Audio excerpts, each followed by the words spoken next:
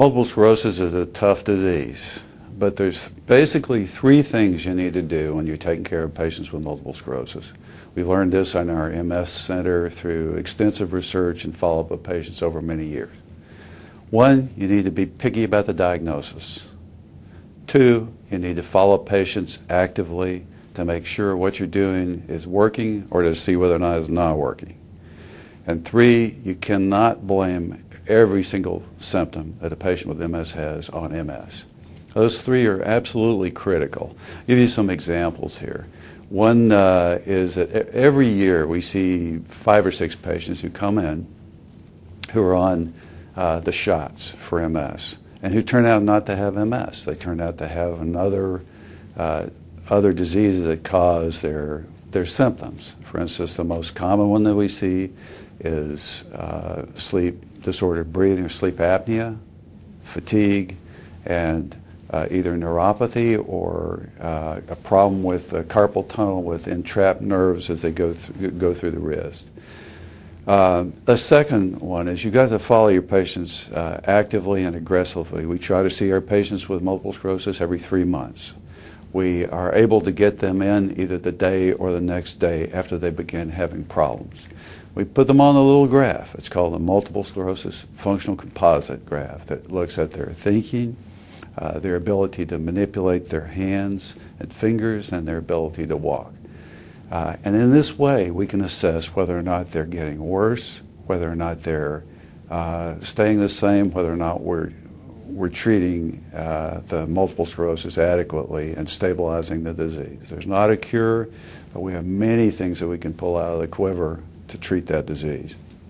Third thing is don't blame everything on MS. We're the ones who found a number of years ago that patients with multiple sclerosis have a markedly increased incidence of sleep disorders. A lot of them have sleep apnea. A lot of them have increased motion of their limbs at night that disrupt their sleep. A lot of them have spasms at night. And you treat these all very separately, very differently. And what I always say to patients is you can treat MS till you're blue in the face. And if you're missing something else like a urinary tract infection or sleep apnea or carpal tunnel symptoms or a pinched nerve in the neck, then you're not doing everything you can to maximize the quality of life of that patient. You know, it's at our institute, we try to live by those three principles. You might say, how is that different from the rest of medicine? It's not. That's the way medicine should be practiced in every single discipline. Now, it's nice that we have 5 clinical care coordinators and certified nurses that take care of research studies. We're doing 12 to 14 of those studies at all times, trying to give our patients access to cutting pharmacological treatments in multiple sclerosis, cutting-edge kind of therapy that's not available yet. It's nice to have a certified and accredited imaging program.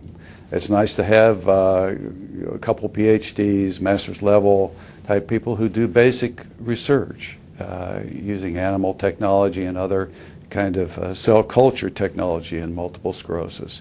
It's nice to have all those things, and we have them.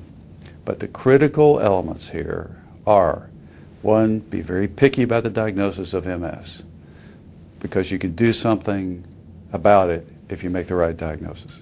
2, you need to be able to follow your patients actively and change what you're doing if it's not working. And 3, you cannot blame everything on MS.